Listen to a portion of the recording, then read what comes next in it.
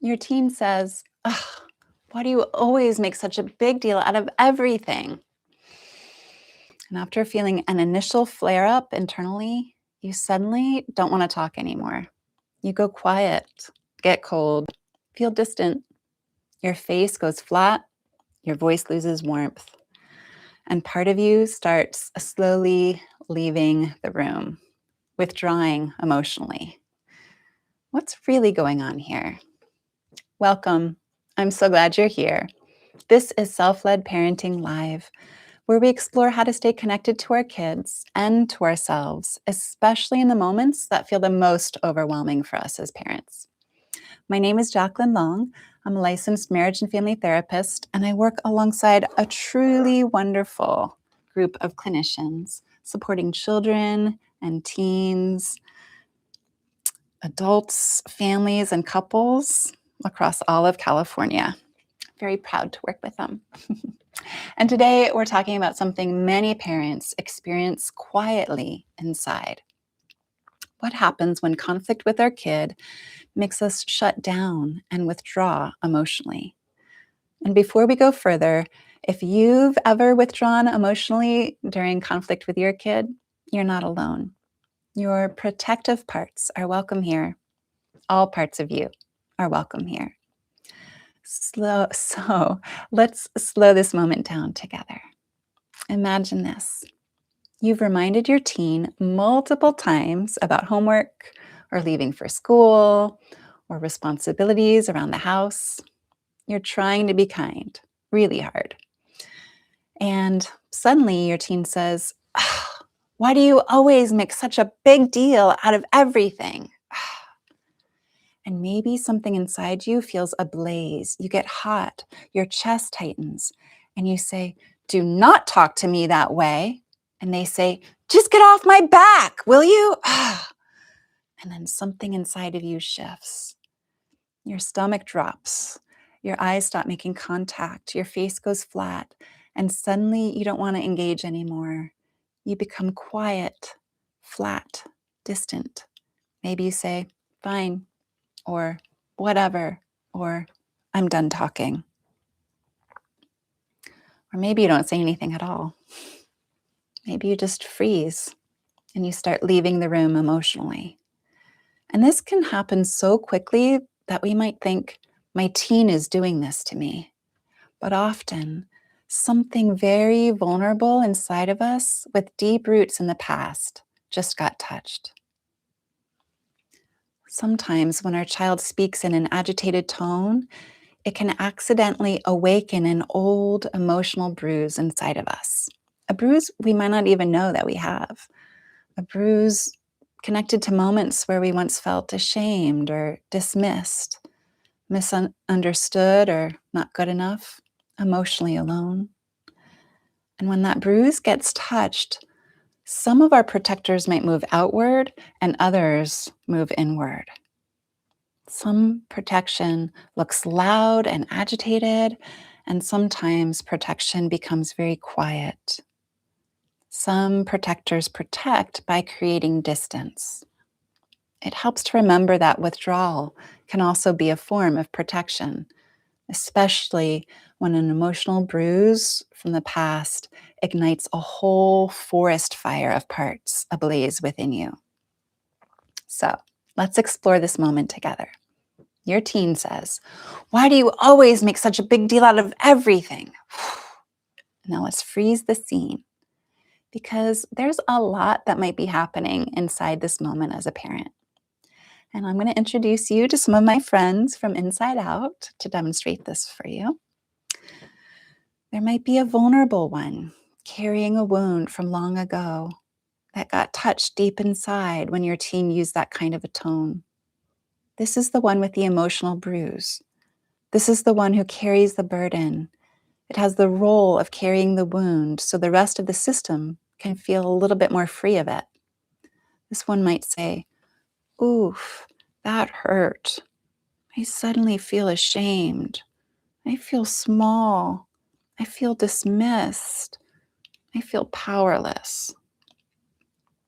And then when this one gets touched, all the fire alarms go off inside.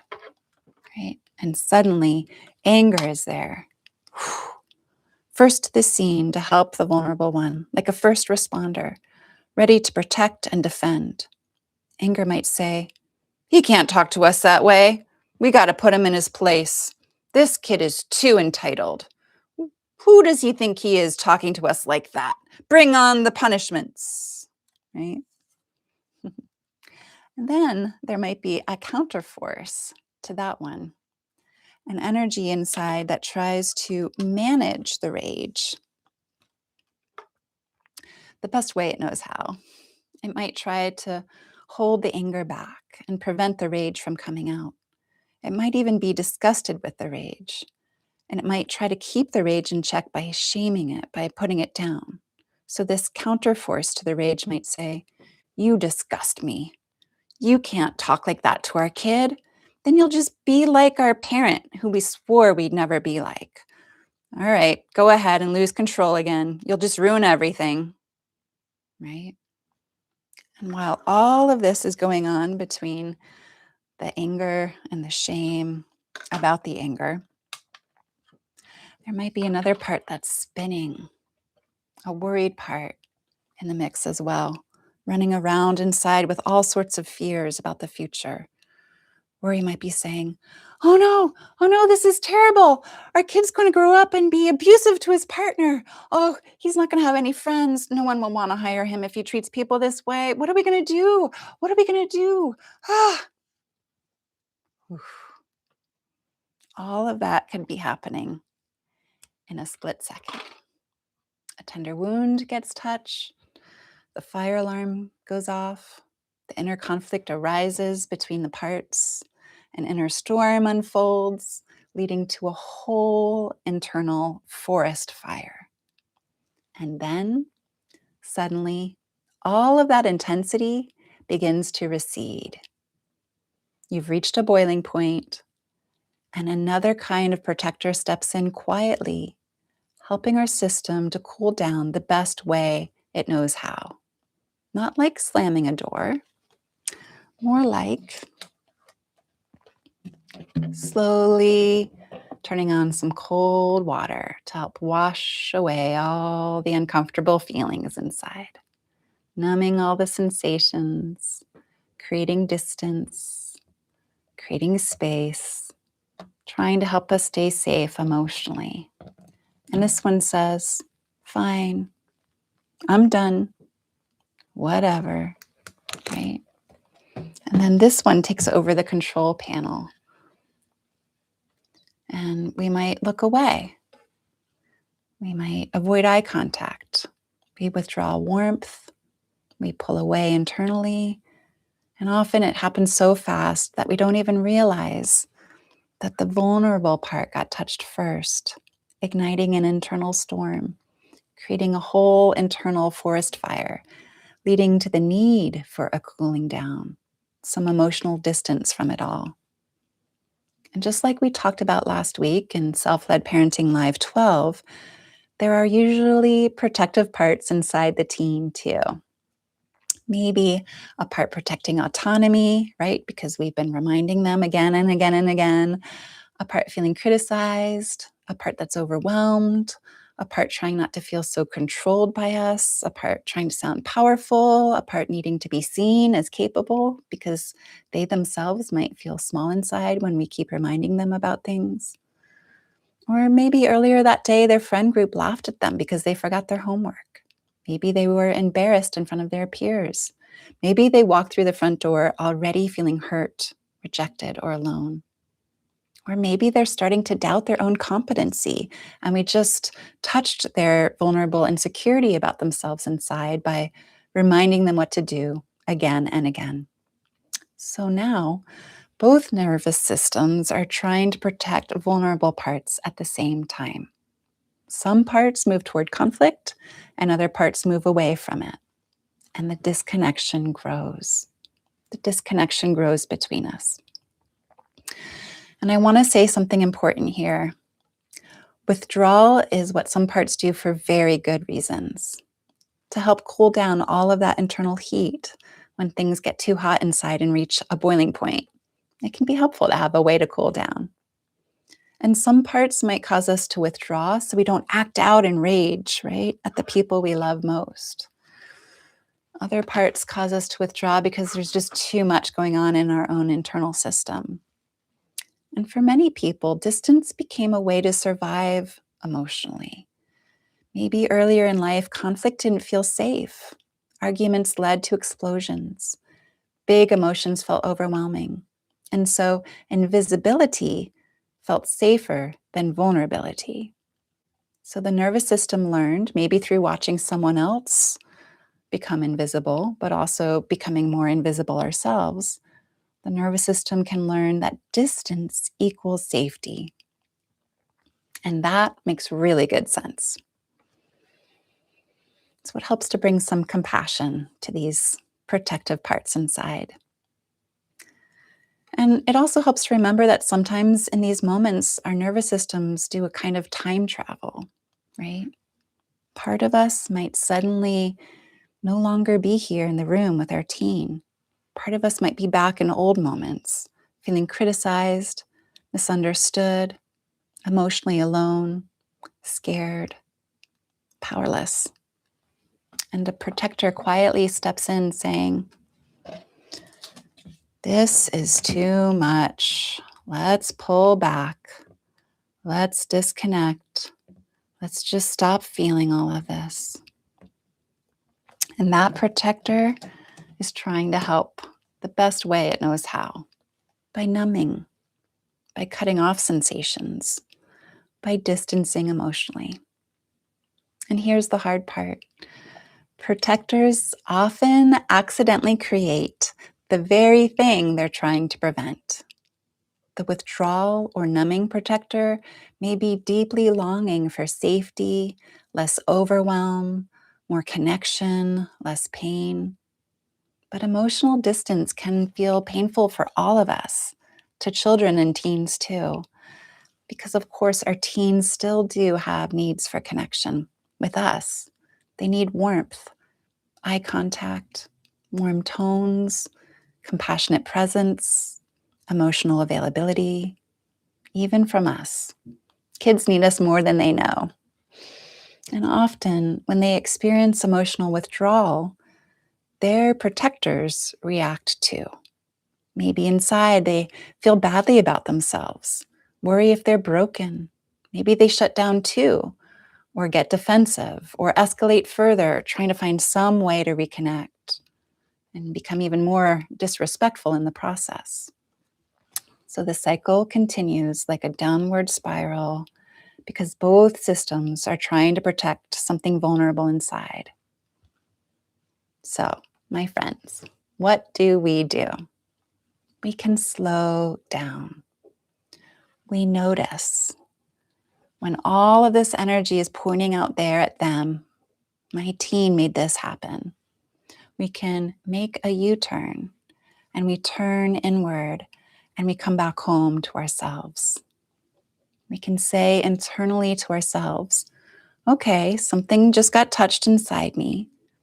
And instead of disconnecting emotionally, we can begin connecting inside by gently noticing something just washed over me to shut everything down. I'm aware of that. Where do I feel this numbing or washing away in my body? How is this part of me trying to protect me? What's its role within me? And can I bring just a little warmth there, a little compassion, a little curiosity? We can help this numbing one or this distancing one or this withdrawal one know that there's a deeper presence inside of us that can be with it and with the other protective parts too. And also with the vulnerable one inside that the protectors are all working so hard to protect. This deeper presence is what we call capital S self energy in internal family systems, or IFS. In IFS, we say that self is the healing, undamaged essence within us all. It's within us all. This healing connection inside ourselves helps us to stay more connected outside ourselves too. It helps us to stay connected inside, and it helps us to stay connected outside with the ones we love. So let's just take a moment to look at what this sounds like when we're parts led. When a numbing or distancing protector is leading the way, it might sound like, fine, whatever, or I'm done with you. When we're self-led in relationship with our parts, right? And there's a lot of them. There's a lot of parts here. Protecting the vulnerable one. When we're in relationship with all of these different parts of us, it might sound more like this. Oof, that landed hard. Let me take a moment. Or, I hear you and I want to better understand, but I'm going to need a moment to myself first. Or, I hear you and I love you. I need a break and I'll be back in 5 minutes. Same boundary, still advocating for some space and time, different nervous system, different outcome. It's where it comes from within us that matters most. And I want to normalize that it's not easy to move from being parts-led to being self-led. Self-leadership means that we're in relationship with the parts of us inside, with the numbing one and the angry one and the shaming one and the sad one. This is no small task, which is why getting therapeutic support as a parent can be really helpful. Most of us have a very rich and complex inner life, and it can be hard to navigate all of this on your own. Having a guide is helpful. So it also helps to remember that our kids' parts will activate our parts, and our parts in turn will activate our kids' parts. And there is hope, because conversely, our self energy, our calm, confident, compassionate curiosity will draw out the self energy in our kids. It's also helpful to remember that setting a loving limit, setting a boundary from a calm, confident place is very courageous. And it does require some self energy. So let's just take a moment. Can you think of a recent interaction where you emotionally pulled away from your kid, maybe during conflict? Notice what happens inside your body as you remember that moment. Where do you feel it inside, in or around your body? And can you gently wonder, how is this part trying to help me? You can even ask it directly. How are you trying to help me? And just see if you can bring a little warmth and compassion there. Not to fix it, just to be with it. And if you need more time with this, please feel free to pause. You can come back whenever you're ready. Take as much time as you need. And when you're ready, I'll read a letter written from capital S self to the numbing protective one inside. This letter is called To the Protector Who Pulls Away. Dear Protector, thank you for trying to protect me. I know when conflict starts to feel painful, conflict out there as well as conflict in here, you try to create distance. You try to help me stop feeling overwhelmed. You try to help cool things down. And I know you learned this honestly. At some point, pulling away probably helped us survive emotionally. Maybe nobody knew how to stay connected during hard moments. Maybe conflict never felt safe. So of course you learned to go quiet, to disconnect, to shut down inwardly. You were trying to help. And I'm really grateful for how hard you've worked to protect the vulnerable parts of me inside, especially when the wounds within us get touched. But I also want you to know something. The younger parts inside us don't only need distance from pain. They also need connection, warmth, understanding, compassion, presence. And more, I want to help those younger parts experience something different. Not by getting rid of you, not by forcing openness, but by helping you trust that I'm here and I can help now too. And maybe the more you get to know me, the more you begin to trust me as the leader of the ship of our system, maybe we can stay connected in a heated moment without becoming overwhelmed. And so that maybe as you trust me more and more, we don't have to disappear emotionally in order to stay safe. I bring that hope. Thank you for trying so hard to help us. And just remember, I'm here for you. You don't have to do this all alone. Love, your capital S self. Let's take a moment to let that letter land. Yes. And here are some key takeaways for you parents who stayed all the way through to the end of the video. 1, emotional withdrawal is often a protective strategy. 2, vulnerable feelings often get touched before the shutdown and withdrawal happens.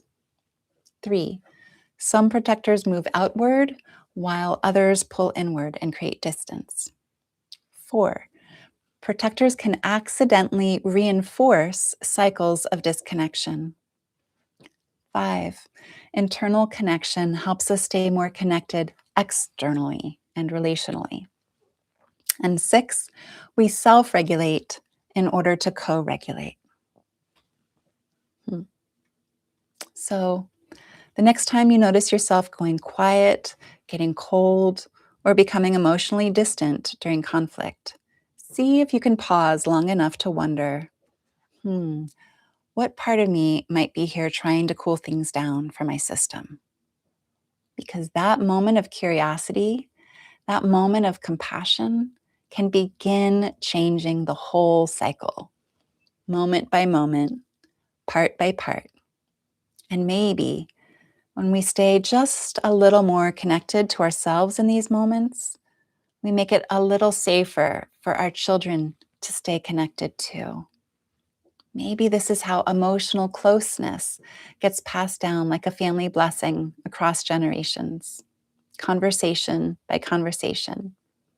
And maybe that's how generational healing unfolds. Maybe that's how generational healing unfolds. Thank you for being here. Thank you for doing the incredibly important work of parenting. And I'll see you next Tuesday at 12 p.m. Pacific.